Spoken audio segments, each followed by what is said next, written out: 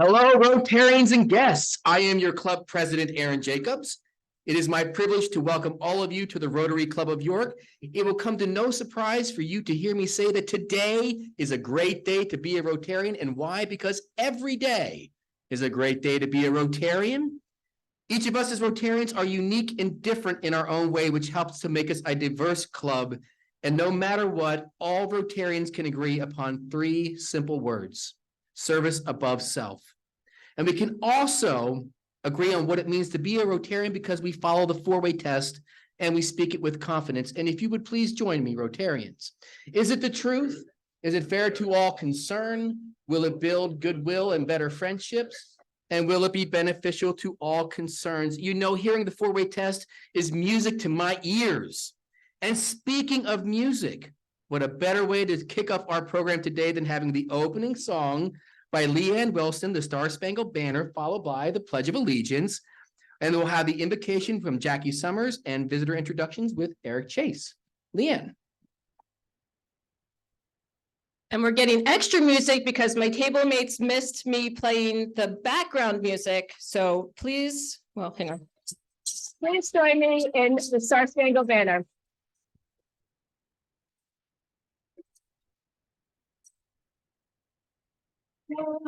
Say, can you see?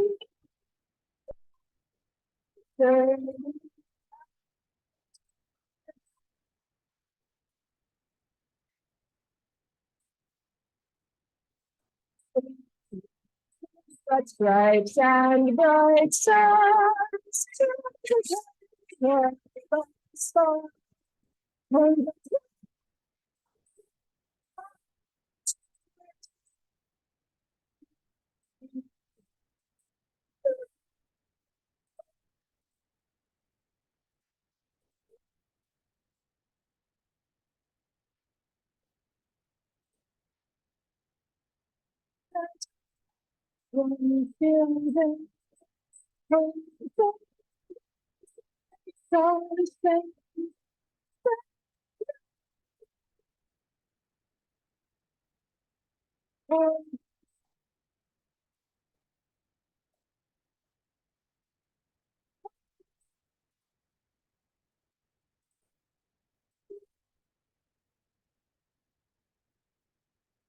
I pledge allegiance to the flag of the United States of America and to the republic for which it stands, one nation under God, indivisible, with liberty and justice for all.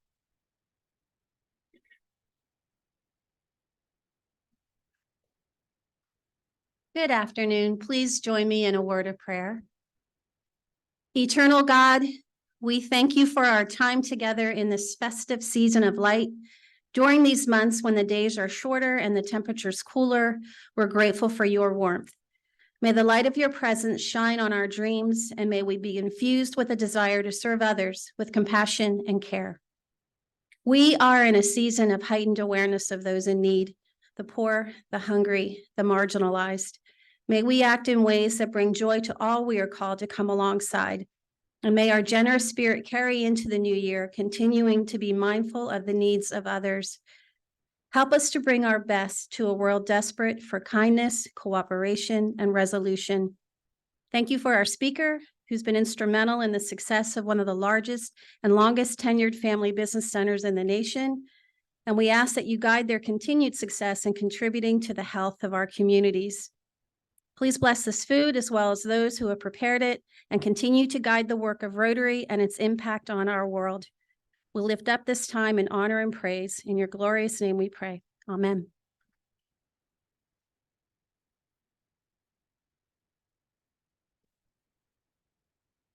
I'm humbled and honored this afternoon to introduce our guests for today's meeting. When your name is called, please stand and remain standing until President Aaron welcomes you. Andy Brew, guest of President-elect Courtney Piccolo. Eric Brew, President-elect, guest of President-elect Courtney Piccolo. Becky Vandergroof, guest of Ron Bunce. Sue Krebs, guest of Service Above Self Committee. David Confer, guest of Service Above Self Committee. Brian Kelly, guest of the club and our speaker. Matt Blythe, guest of John Eister. Jacob Silliman, guest of Tom Calderon. Holly Bilbay, guest of Ronald Starnes.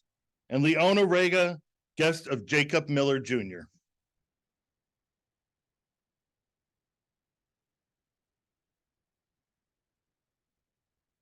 You know, other Rotary clubs ask me what our club's secret is for having such a strong and vibrant membership and that it continues to grow. And the answer is really simple. We invite people to join us. And we always have people that are as wonderful as this to share in our food, fellowship, and this program.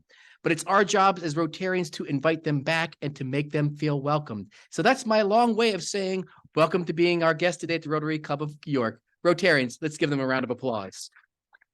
Thank you.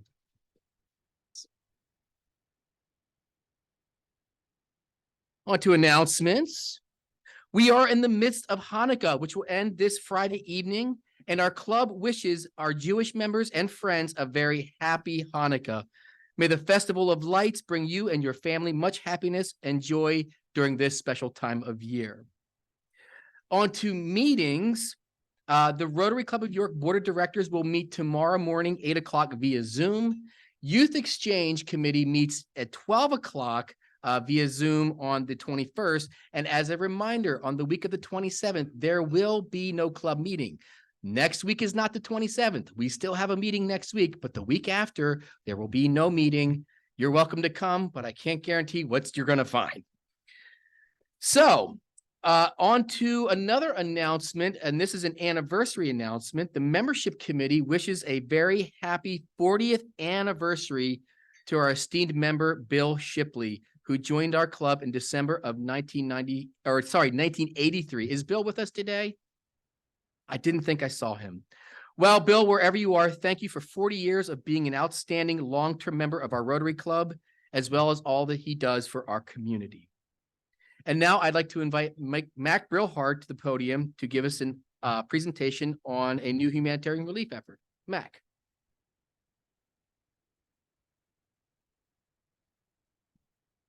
Thank you, President Aaron. On behalf of the York Rotary Foundation Board, your charitable arm of the club, we're pleased to announce the following.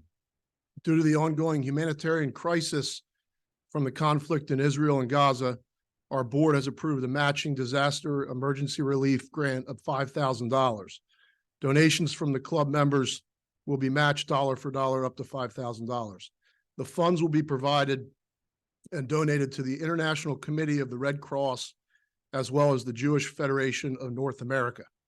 If you wish to contribute to the relief effort, please visit our website to make a donation by indicating Israel and Palestine in the field. Alternatively, you may send a check made payable to the foundation to the office. Donations are acceptable through January 31st. And again, I'd ask you all to participate and donate, particularly our board members. I know who you are. Thank you.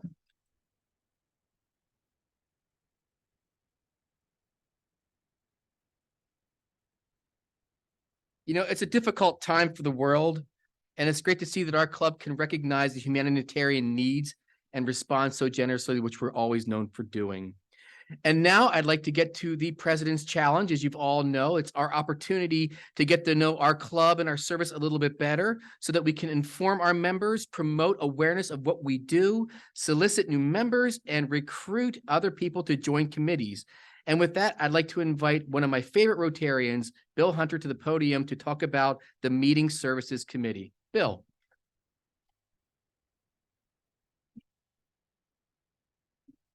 Thank you, President Aaron. Yes, I'm Bill Hunter. I'm the chair of the Meeting Support Committee.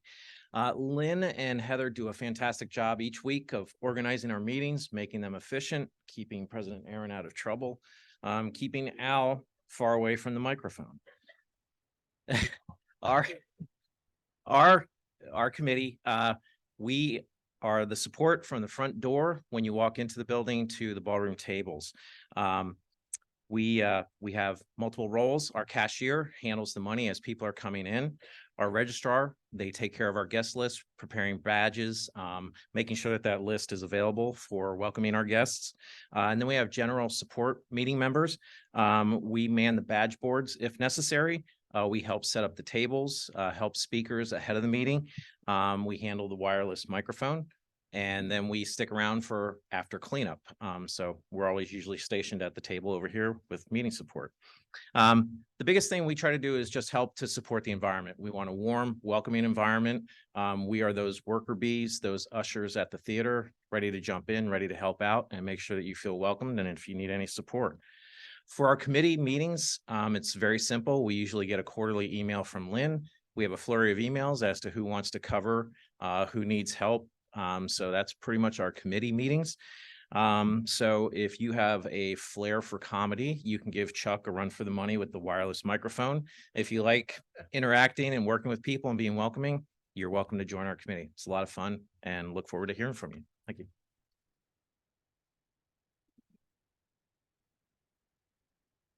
You know, it's the little things that count for these meetings, Bill, and we never want to take this group for granted for all the things you do to make sure that we look good when our guests come to join us. So thank you again for what you do. And now I'd like to invite Michael Lowe to the podium to do a Service Above Self Award. Michael.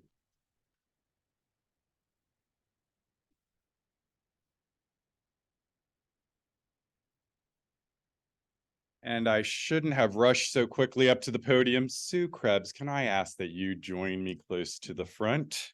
So good afternoon to all of my fellow Rotarians. My name is Michael Lowe, and I have the honor to recognize Sue Krebs for the Service Above Self Award.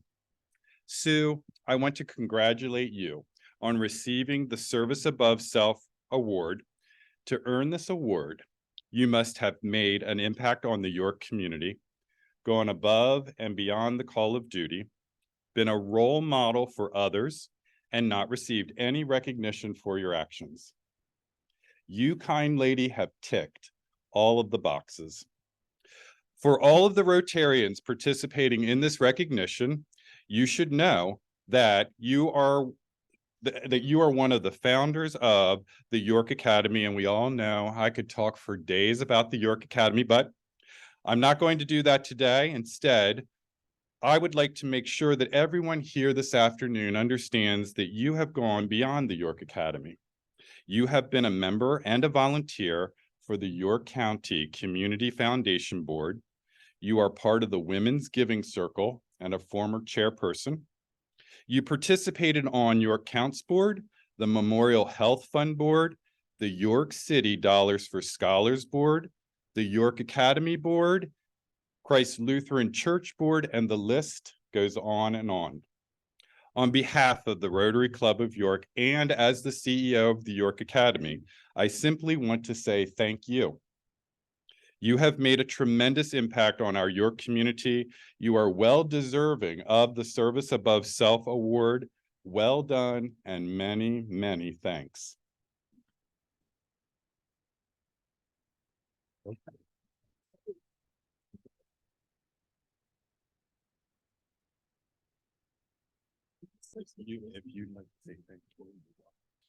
I should tell you that this award represents a Rotary trifecta, or else a hat trick for me.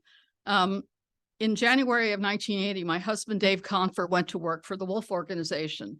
And at that time, John Zimmerman and Bill Wolf were major supporters of Rotary, and most of the guys joined. At that time, women were not allowed to be Rotary members. So I had this distinction of being a Rotary Ann. So I began as a Rotary Ann. And then many years later, when Dennis Bachman and I got the assignment from York Counts to work on the education issues, Joel Rodney served on our steering committee, and he then made Dennis and me both Paul Harris Fellows. So that was number 2.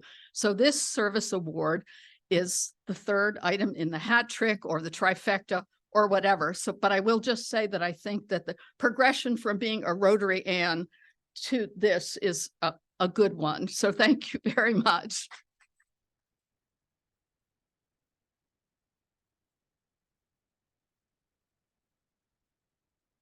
Sue, I never thought of us of having a sort of an Eagle Scout status, in terms of accumulating awards.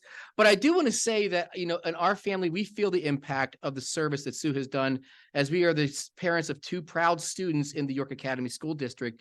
And so, Sue, I want to say thank you on behalf of the community and my family for being an exemplary standard of the service above self motto that we love to put forth so much. So thank you again. And now I'd like to invite past president Mike Summers to the podium to introduce our program. Mike.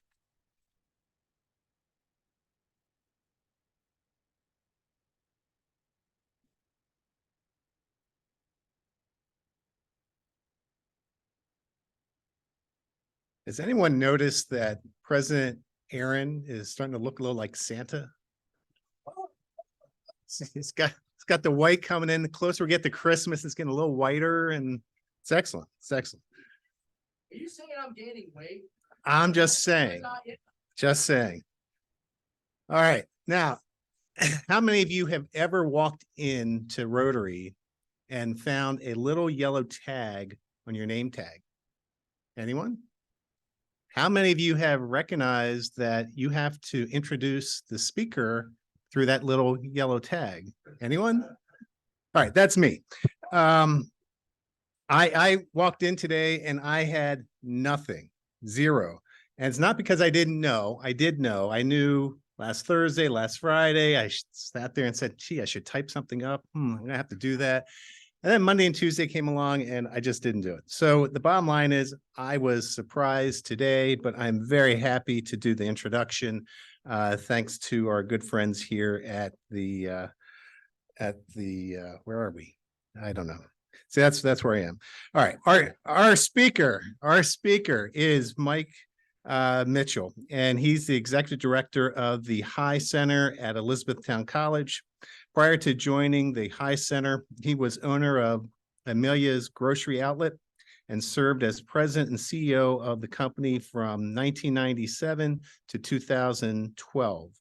He oversaw all aspects of the 15-store chain and a 100,000 square foot warehouse in Leola.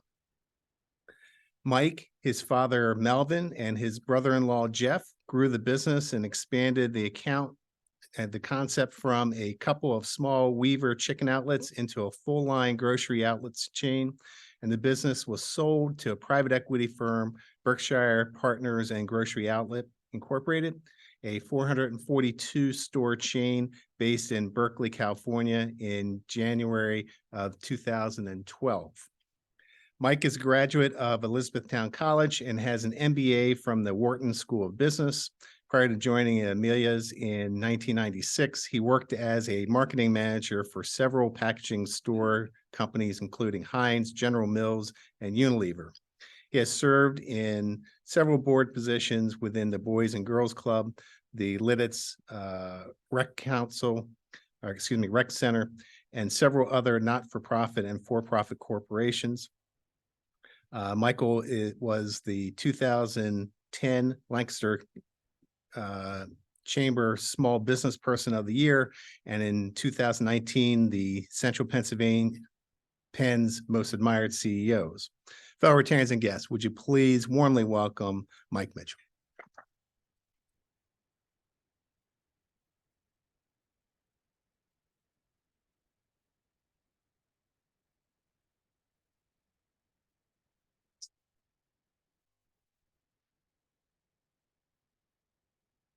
Well, good afternoon. Thank you for having me. It's a real treat to come to a Rotary Club this large. Congratulations. Impressive to see this kind of turnout. You should congratulate yourselves on many years of good attendance, and my pleasure to be here today to talk to you about family business. Just a show of hands, how many of you are in a family business, work with a family business, or know a family business? Yeah. Almost everybody in the room. It's amazing to me how many there are. I ran a family business with Mike said, with my father and my brother-in-law, but I didn't realize there were so many out there until I started working at the High Center. And prior to that, I was a member of the High Center, and running a family business, I didn't realize all the things I didn't know until I joined the Family Business Center. So, you know, it's our passion to really help family businesses. So what I'm going to do today, I got 20 minutes. So I want to briefly take you through the state of family business, make you aware of family businesses, talk a little bit about their need for education, and then I'll finish with some of the things that the High Center and Elizabethtown College is doing to try to increase the education for these family businesses so that they stay family businesses and they stay healthy. So I'll start with taking you through how dominant family businesses are. There are 32 million family businesses in the United States. They employ 83 million people. And I think the stat that hits me the most is they do $7.7 trillion worth of GDP, or 54% of GDP. I mean, most people don't know that. I mean, that's a tremendous amount of our economy. And the other thing is, and this does not surprise me, they perform better. Their ROA is better than publicly held companies. And having worked with them and having been one, I understand why, because I've worked on the large company side with the Heinzes, and, you know, they're worried about quarterly earnings. We've got to get that stock price up. They don't have patient capital. Family businesses don't think that way. You know, if it takes them 5 years to get a return, that's okay. If it's going to be something that we can, you know, benefit the long term. So I think they do have a higher return on capital because they manage it patiently and manage for the long term. So we want to keep them around. They also donate a lot to the community. So you want to keep them around because they benefit our communities, like, you know, the Rotary, when they stay family businesses. The problem with family businesses is, and again, this was me, you know, I didn't know what I didn't know. And it is hard not only to start a business, but, you know, to build succession into a business. So if you start at first, the stats say, and this is probably generous, that 65% of businesses fail in the first 5 years. So you're down to 35 businesses. Of those, the stats show that 30% are successfully transferred to a second generation. So, you know, now you're down to, you know, 10 businesses. Now odds get worse. Second to third generation, 12%. Third to fourth generation, 4% make it to that. So basically, of those 100 businesses you started with, one of them makes it to the fourth generation. And that's a difficult journey. And sometimes it's because they sell. I mean, we made it to the second generation. We didn't have any kids in the business. We were approaching retirement age. We sold to a private equity firm. I mean, that's what happens sometimes. It wasn't, but a lot of times, and now that I work with over 200 companies, you know, at the High Center, sometimes it's just because they didn't know what they didn't know and they didn't stay healthy. So they didn't have the alternative to continue. And they weren't intentional about creating successors. So that's what we try. And evidence of that is we do a best practice survey. And of these companies that we surveyed, 17% have a strategic plan. Well, you're not going to be successful long-term if you're not strategic planning. 13% have a succession plan. And the funny thing about that is there's a question before that that says, how important is succession planning to your organization? Scale of 1 to 7. They always say, oh yeah, 6.5, 7. It's always a very high score. Next question, do you have a succession plan? 13% have a succession plan. So, you know, they know it's important. They're just busy doing the job and they don't want to think about it. Who wants to think about, you know, dying or getting old or transitioning? So they just don't think about it, but they know they should do it. And then even a board of directors, 37% have a board of directors. So those are the kind of things that we're trying to prevent and educate them on, because chances are if they all had 100% of those things, they'd have a much better chance of staying a family business. The other thing that really shocked me in getting into this role, and you just saw those numbers, 54% of GDP, 83 million employees. There's not a lot of education out there for family business. there are four, entrepreneurship. When I started going to, I was in grad school, entrepreneurship was the hot thing. Basically before that, it was you take accounting, you take marketing, you take, the basics. Entrepreneurship was a new thing. Now we can teach you how to be an entrepreneur. And that has exploded now. There are over 4,000 classes in entrepreneurship in colleges and universities across the United States. There are 75 courses in family business in colleges and universities across the United States. That doesn't make any sense to me. And having been an entrepreneur, I started a business, so yeah, you do need to learn about writing a business plan, getting venture capital, getting a business off the ground. But my argument, and this was my argument to the college, you're negligent if you don't teach an entrepreneur how to develop a succession plan, how to scale the business, how to do ownership succession, how to build family dynamics. Because when you become a successful entrepreneur, nobody cares about it when you're not making money and you're starting out. But then all of a sudden that business model starts to work and the business creates wealth. Then you have a responsibility to perpetuate that wealth, but you also tend to attract family members who say, oh, this is, a place I might want to work now. And you want that. Hey, if your kids want to work there, but you have to be intentional about that. You have to make sure there's no nepotism. You have to make sure all those things about family governance are in place. And we don't teach that. We really don't.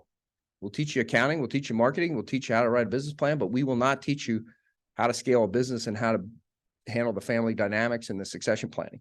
So I'm very passionate about this subject, as you probably can tell, because I lived it. The good news is it's starting to finally gain traction. Now, I'll remind you, the High Center was founded in 1995, so it was way ahead of its time. But finally, Columbia just started adding family enterprise courses in 2012. Cornell received a $10 million gift in 2014 to launch the Smith Family Business Initiative. So the Ivy Leagues are starting to catch on to this and saying, hey, you know what? In fact, they've got a lot of successful family businesses. The SC Johnson Company, the guys are Cornell grads. So, there's a lot of wealthy family businesses out there that are now getting involved in this. And enrollment is growing, and you'll see that, when I talk about E-Town College. So people are signing up for these courses. There is a need for it. And it's not surprising because family businesses are ubiquitous and they're employing 83 million people. So there should be enough students out there to fill these classes. And today there are over 150 family business centers in 19 countries, because internationally family business is even stronger than it is in the United States. So it's an international opportunity, and it's gaining some research. They're starting to do case studies. It's been on the front page of the Wall Street Journal. So family business education is finally starting to gain the traction. And I would argue, 20 years from now, there'll be 4,000 classes in family business, just like there were 75 classes probably back in, when I went to school in entrepreneurship. So we want to be on the forefront of that. I've been pushing really hard with the success of the center, and I'll talk a little bit about that, but we've now expanded that family business education using the resources of the High Center to go back over to the academic side of the college. And so we've developed an undergrad minor in family business, and we've also developed a family business and entrepreneurship graduate certificate that can be stacked to an MBA in our MBA program at Elizabethtown College. So I'll talk a little bit more about those. But I'll start with the High Center because this is really what was the foundation of family business at the college and probably in this region. And, Dale High started this. Dale High was High Steel. You probably know High companies, was an E-Town alum and obviously a family business owner. And in 1995, he worked with the college to put an endowment together to start a family business center. Now, again, that's 1995. A lot of these colleges, universities weren't even thinking about it. So he's always been a visionary. So that's kind of how it got started. I came on about 10 years ago. We had about 35 members. We were just kind of doing some, we'd have family business speakers come in and do a talk on family business, but we were drawing 40, 50 people. But we've built a different model now that I think has gotten, that's okay. We were educating, but we weren't really engaging businesses and we weren't really holding them accountable to do something about it. And that's what I was passionate about. We don't just want to teach you. We want you to take this out and do it. You need to do a succession plan. I can show you how to do a succession plan. But if you don't do it, that's what was starting to happen. We'd educate them, but they still weren't doing it. So we needed that last piece to hold them accountable. So we built a different model. And we now are, one of the oldest and largest. I think from a revenue standpoint, we are the largest family business center in the United States. There's so many, because I go to all the conventions with all the other family business center, and they constantly ask us to talk about how we are building this center. We have over 200 member companies now, and we run an event in Lancaster now that has 1,400 people that come to it. So it's been a pretty successful run for us. And I'll talk a little bit more about that. Basically, what we do is our mission is to serve and strengthen family, and we've added the word privately held, because sometimes the owners sell to key execs, and you have 3 or 4 key execs that own the business. To me, that's a family business, because those 4 people now have wealth. They have a spouse at home saying, hey, what do you do? What's with the ownership? They have kids who might want to work in that business, just like any, real family would. So we kind of have added the word privately held business to the mission. And we help them with succession planning. We help them develop leadership, executive leadership, and then obviously help them build a legacy. And some of them transition out of the business. So we even help them with that. What am I going to do now? I'm the CEO. I need to move from success to significance. How do I do that? We work with that. So that's kind of the whole legacy piece, or if they want to create a foundation, it's the whole process. So we're really not an entrepreneurial center. We don't work with startups. We don't help write business plans, do venture capital. We really help those entrepreneurs that have really their business model is working. It's exploding. Now I need to scale it. And entrepreneurs are not inherently, it's not easy for entrepreneurs to do that. They like to do it all. They like to keep it going. Sometimes they have trouble scaling. So we kind of come in and say, hey, let us help you do that, because you got a great model. And if you build it stronger and better and build governance into it, you've got a legacy that you won't have if you're just the entrepreneur. If you're an entrepreneur, you have a job. But if you don't build that structure around it, that's all you've had, a job. When you pass away, that business is gone. We want you to help create a legacy by building an organization around it. So that's kind of what we do. I have a great team that helps do this. You saw Brian here is our York representative. We have people in all the different markets. We've expanded. When I started here, we were predominantly in the Lancaster market. We're now in Lancaster, Dauphin, York, Lebanon, Berks, Lehigh.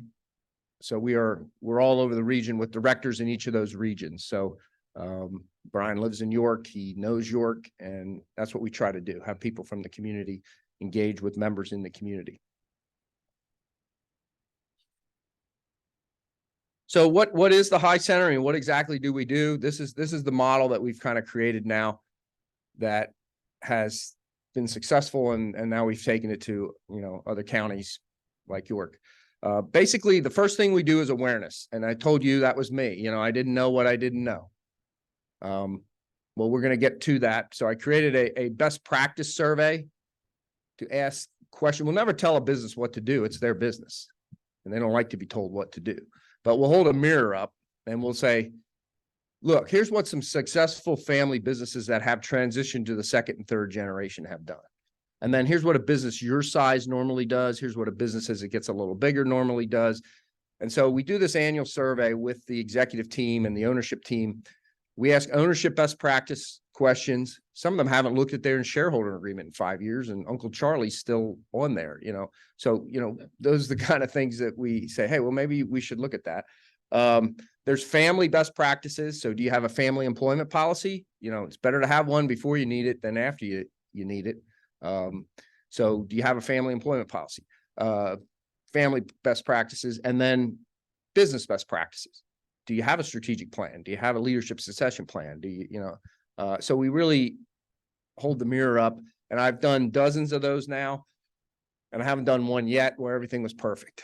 In fact, normally there's so many things I said, well, don't panic. That was me, but if I were you, I'd work on these A's first, and then we'll do these B's, and then we'll do these C's. But it immediately tees up an understanding that I need to be doing something. But again, if you're like me, that didn't make me always do something. So the next thing you need to know is, how do I do it? So we educate you. But before I get to that, the other survey we have, which is done with an individual, because I talked about how, hey, we want to help you even after you exit your business. We have an exit planning survey. So we'll sit down with an individual and hopefully they do this 5-7 years before they plan to exit, because sometimes the more time you have, the more options you have. But we'll sit down with that executive and we'll say, are you financially ready to exit your business? Do you know what that looks like? Some of these guys have a lot of wealth and they don't have a financial planner. And it's like, well, I'd probably start there. Let's look at what your retirement's going to look like. Let's look at what kind of income you're going to need. How are you going to get cash out of your business? So we have that conversation. Then we say, are you emotionally ready to exit your business? That's a dicey one.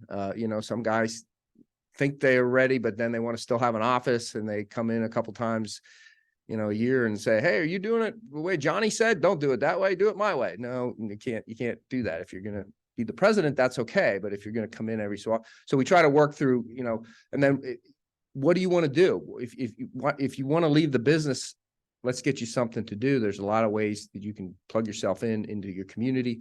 And a lot of guys have gotten, and ladies have gotten very passionate about doing the next thing instead of doing their business. And then the next gen can come in and finally have their time.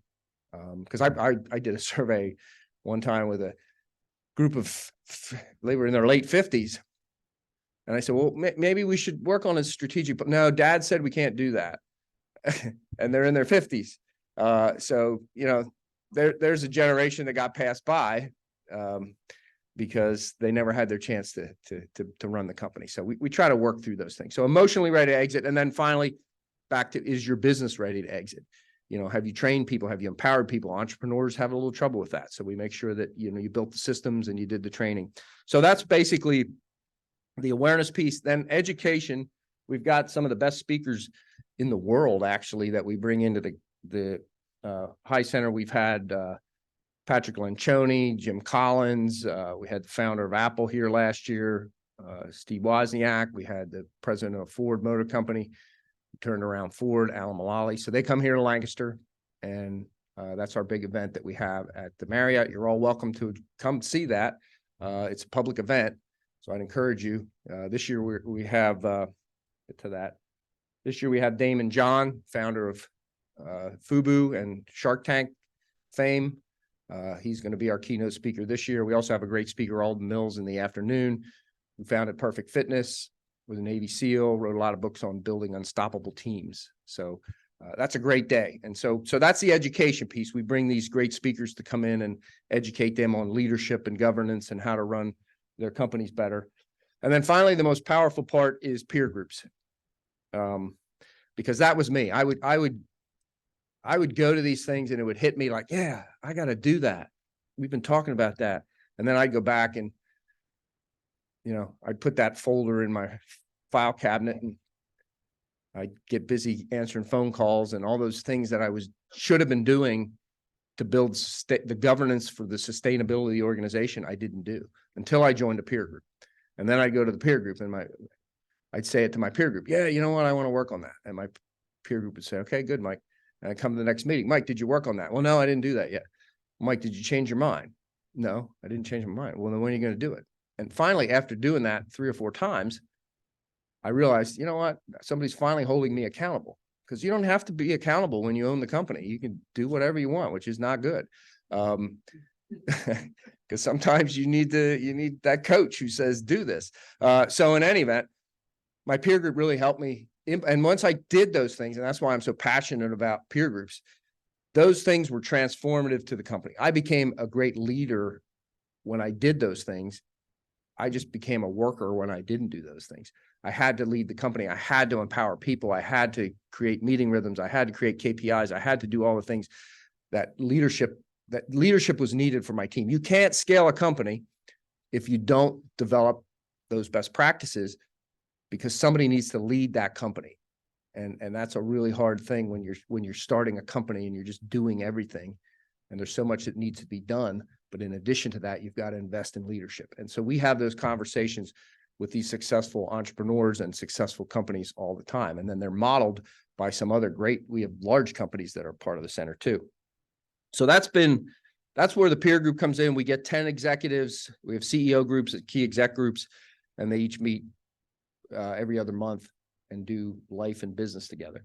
And it's not just small companies. So, you know, we've got a peer group of CEOs from companies that are all $150 million or more. Some of them are $400 or $500 million CEOs from Hers and from Shipley, you know, and some of the local ones here, you know, got Martin's, Wolfgang, Shipley are all part of the center and actively involved in the center.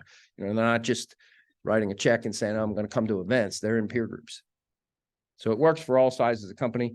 The center has grown significantly. Obviously, COVID punched us a little bit in the gut as people couldn't get together and we couldn't do events and couldn't do our peer groups. But since that's over, we've actually accelerated. We're up, this chart's outdated already. We're up over 200 members at the center. And our businesses do about $13 billion worth of business and employ 24,000 people. So it's a good chunk of the economy in these markets. So quickly, I'm running out of time, so I'm going to just cover you on the minor. The minor is something we started. So you take 4 classes, they bolt on to entrepreneurship. So you study entrepreneurship and then you study family business. And that makes a lot of sense. So now you can have a family business and entrepreneurship minor. It's now our second largest minor next to international business. So and we haven't even really promoted it that much. This year we had 16 students in the freshman class join the family business minor. So it's just obvious. People see it on the chart and they sign up for it. So without promoting it, we've become very successful with it. We started this just in January. This is the graduate certificate. So, and again, if you are an accountant or an attorney, or a banker that deals with financial planner, you deal with family businesses, this might be good for you too. You take 4 classes in family business and entrepreneurship. So you'll learn a lot about the dynamics of family business and small companies.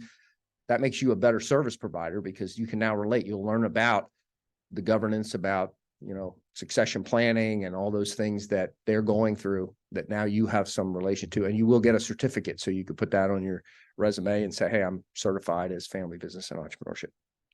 We're also involved nationally with Family Enterprise USA. So I go to DC several times a year. We just formed a family business caucus. So we have over 30 senators and representatives now that are part of a family business caucus. They didn't have a family business caucus before. So we now, I was down on a panel in September. We had several congressmen come in and we talked about, and it's bipartisan. So we had a Democrat saying, well, here's what you guys ought to know as family businesses. And we had a Republican say, you know, hey, let's keep it easy on the estate tax. And so it really creates some good dialogue and education of the representatives on the needs. And we do a survey every year with all those members and present it to Congress. And then finally, we've been so successful with this in for-profits that in the spring, I hired a director for nonprofit. So we're finding, and now we already have 28 nonprofit organizations that are part of the High Center. They use the same services. We changed the best practice survey because we don't talk about family and ownership, but we talk about a lot about governance, board governance and financial planning. And that's been excelling. We've got some very large companies that are part of that. Community Aid, which is up here in York. Steve Sullivan is part of our peer groups. And so that's the next thing. And we're seeing the same traction with that group. So I hope I've been able to convince you that family businesses are important. I think it's exciting to know that we have all these we are blessed. I mean, the reason we're the largest center is not because we're that good. It's just, there's a lot of family businesses around here. People don't know it. So we just tapped into that. So you see, they are important. They do need educating.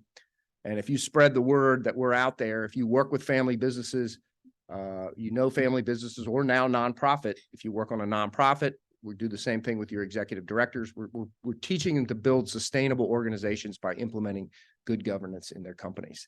So I got a lot out there in 20 minutes. I'll be around afterward if you have any questions. Brian, do you want to stand up a minute? Brian Kelly is our York representative.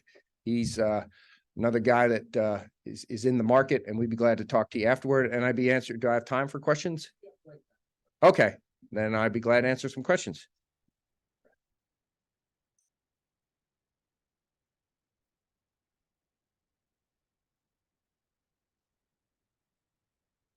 Mike, I'm putting you on the spot a little bit, but could you tell us a little bit more about Dale High? He's not real well known in York County, but he's such a blessing to our region. Yeah, Dale is a blessing. He's not only a visionary and a great leader, he scaled that company into all different areas. But he's taken that passion and that visionary thinking now to his community. And so he's formed so many high names around here, they get confused, but he built a Dale High Leadership Center in Lancaster now. It's a beautiful building, and it has a beautiful area for presentations and for gatherings. We've used it a lot, and he opens it to the community. If you're a nonprofit, you can come in and use his leadership center. But more importantly, he now has devoted his time to his foundation, and his family serves on that too. And they've just put, I think, $60 million into a donor advised fund through the Lancaster Community Fund. And all the proceeds from High Steel now, basically the foundation owns the company. So he's taken his, the earnings from that company, and they go into the foundation. So the impact that is having on the community is impressive. And so that just goes to show we want to keep these family businesses. Look at that. I mean, there's a guy who took a family business, made it successful, and now, is contributing millions of dollars every year to make Lancaster, a stronger community. So I think that's the end result of what we try to do, if that answers your question. John Miller, thanks very much for your presentation. I wonder if you could speak a little more to the academic side, and particularly the new undergraduate minor. I think as I listen to what you do, the education that you're providing to families that are already running businesses is terrific and sort of patently obvious. But I'm a bit intrigued, in part because I live in the higher ed world myself, on what the target is, so to speak, for a young person working on an undergraduate degree who would add that family minor to their business track. Can you speak to that a little bit? Yeah, it's broader than you might think, because you initially think of, okay, if your parents own a family business, or you're thinking getting into a family business, that's who should take those classes. And that's true. And that's who some of the people are. But the students are smart, they're thinking the way I was thinking. They're going to start a company. They're entrepreneurs. And someday they're going to run their own company. So they want to know about family business. They want to know about scaling their organization. So we have people in accounting taking it. We have a lot of physical therapists, occupational therapists, who think someday I'm going to go out and start my own practice. So I want to take those things. I want to take the entrepreneurship classes. I want to take the family business classes. So the students that are taking it are very broad. And then, even if I'm going to be an attorney or I'm going to be an accountant, I'd like to take a few of those classes, because I'm probably going to be working with a lot of family businesses. So it's probably good if I learn a little bit about governance structure and, all the things because that's going to make me a better provider as a family business attorney or a financial planner, or so they get it. And so now we're trying to get the community to get it, and then that's what the graduate program was built for. If you didn't have that chance, because we didn't have that when you were younger, but now you're working in the because I can't get you up to date by just bringing in some speakers and sitting in peer groups. Why don't you take that certificate? You'll get a jump start on all this stuff if you're already in your 30s or 40s and you're working in the business, you can catch up. And then you're going to be a more productive participant in my program. And I can't provide that. So now we got all the bases covered. If you're young and you're coming in, you're going to get it up front. That's the best way. Because now you're going to go into the family business. And where these guys don't maybe know governance, you're going to speak the language that's going to make your business successful. If you're already in the family business, you join the high center, you say, boy, I get what you're saying, but I just don't know this stuff. Here's a family business certificate. Why don't you take it? And then obviously we're in there for the long haul. We do that family business survey with you every year, make sure you're healthy. I view it as like I'm the family doctor. You know, you come to me, you do your checkup every year. I'm not a consultant. We're not consultants. I tell our guys, we're not consultants. We are educators. So I'm not trying to get your business to consult you. I'm not going to, but I have all these great corporate partners in the community that are. So if you need a financial planner, I can get you some good names for a financial planner. If you need, next time you need a strategic plan, well, I can get you somebody who can help you with. So our job is to know the community very well and know the surgeons who can come in and, you're going to pay them good money. They're experts in what they do. But then I'm going to come back next year and maybe you need a different surgeon because I'm doing the blood test again. And that survey shows that something else is you got to work on. So that's kind of how it works. Thank you very much for what you're doing. It's very much needed by small family businesses. And I particularly like your focus on succession. So I have a kind of a two-pronged question on succession. A lot of these businesses don't make it through too many generations because they fail. Some end up being sold. Some use the techniques like ESOPs and other structural changes.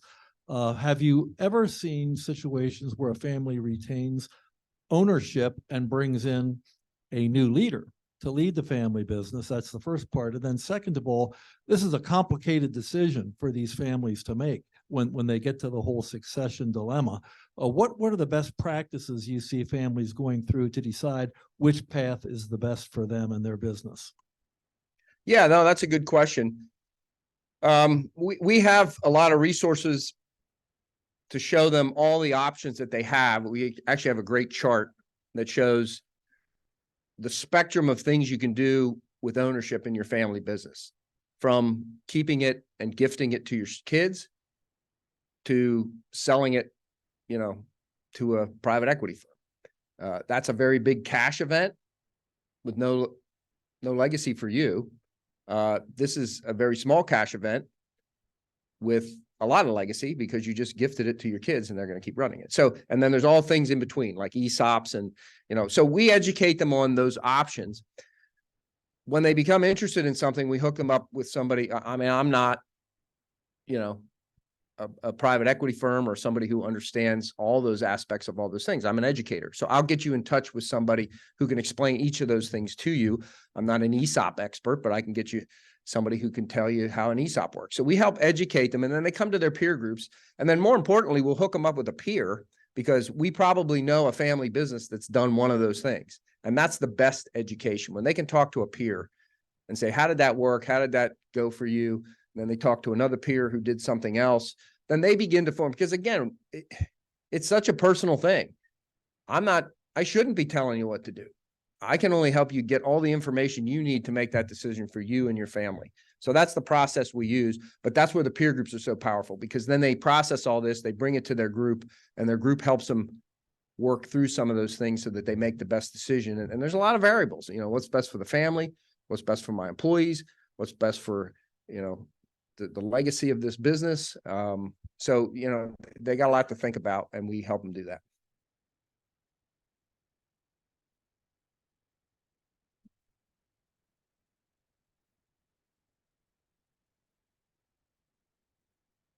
Jack Tyson, thank you for your presentation.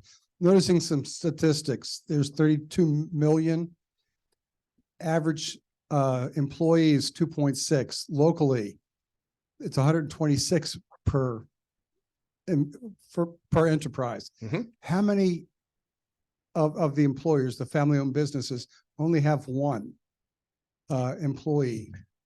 Well, those statistics are counting entrepreneurs because there are a ton of 1 to 2 people family businesses out there. There's still family businesses that are privately owned.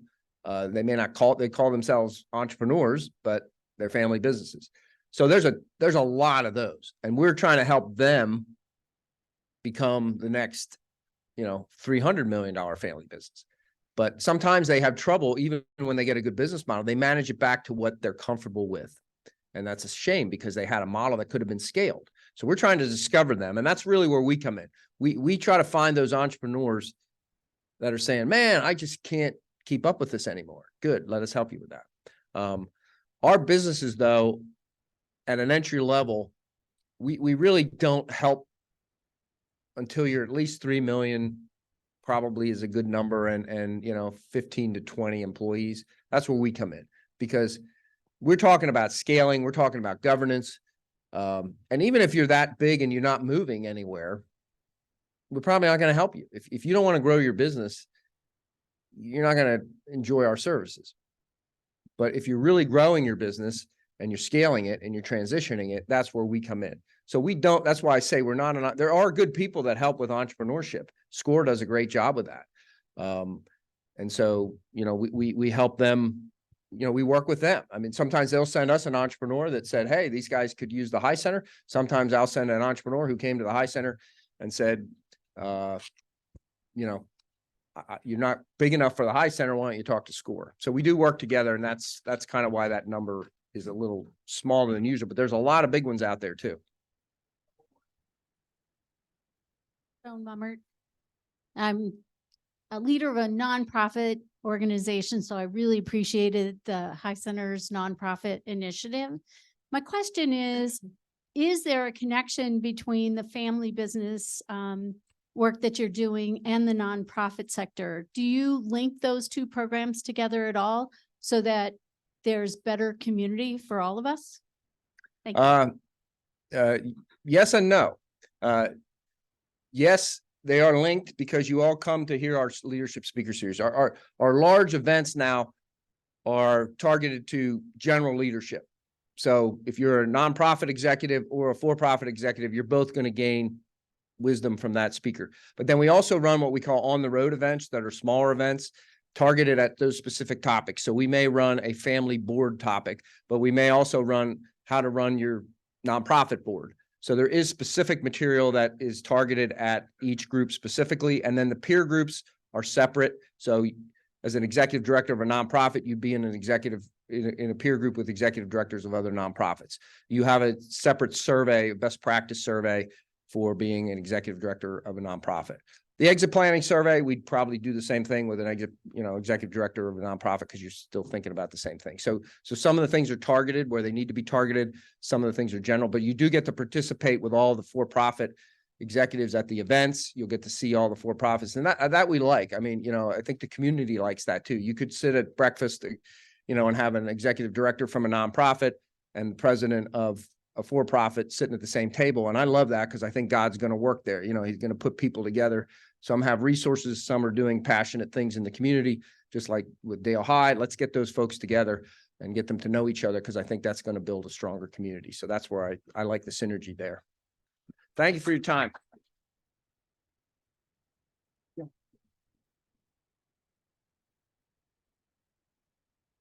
Mike, you're sure to touch a lot of lives in different ways. And when we think of family business, I know we think of businesses that care, but I also think of the challenges that family businesses face, and a lot of what you touched on. But it's great to know that our community has a resource in you to touch this elemental foundation of our economy. Family business is always about service above self, and we as Rotarians, owners of family business, and those who enjoy their products and services appreciate your service above self to the countless family businesses that are out there. Thank you for what you do. Now, in honor, I've got to reach down for my book, of his presentation today, we are donating the book I Am Martin Luther King Jr. by Brad Meltzer, and it will be donated to the Logos Academy, along with a bookmark made by the students from Creative York. Now, if you thought today's program was outstanding, and it was, just wait till you hear what we have for next week, because we will hear from Jeff and John Inch of Inch & Co., the local business that is known for its multiple divisions, including landscaping, construction, real estate, development, and property management. They will share their story of Inch & Co., talk about their growth, growing pains, successes, and touch on a few notable projects in our local market. Have an amazing Rotarian week, and if there's any truth to what Mike Summers said, I will know if you've been naughty or nice. This meeting is adjourned.